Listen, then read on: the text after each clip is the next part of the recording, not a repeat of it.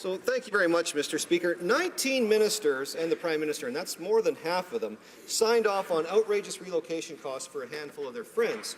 It wasn't until they got caught with their hand in the cookie jar that they claimed these so-called relocation costs were unreasonable and agreed to pay some of the money back. So, Mr. Speaker, if these expenses are unreasonable and wrong today, then why did they accept the personalized cash payments in the first place? Hear, hear.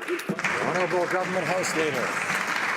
Thank you for the question, Mr. Speaker. Mr. Speaker, this policy has been in place since the 1970s.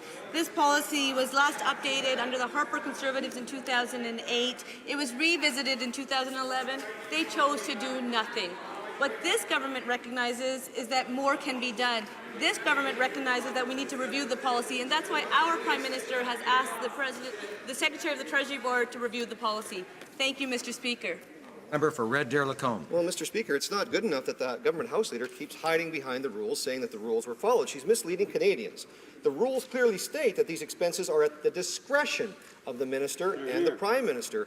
The rules didn't make them do it. Mr. Speaker, why is the Prime Minister hiding behind the rules instead of admitting he used poor judgment when he signed off on these unreasonable personal cash payments? The Honourable Government House Leader. Thank you for the question, Mr. Speaker. Mr. Speaker, I think it's best to go once again to Guy Giorno, former Chief of Staff of Conservative Prime Minister Stephen Harper. What did he say when it came in regards to this policy? He said the federal relocation program, which applies to hundreds of moves annually, including moves by employees of government, military, and RCMP, exists for a very good reason. Thank you, Mr. Speaker. The Honourable Member.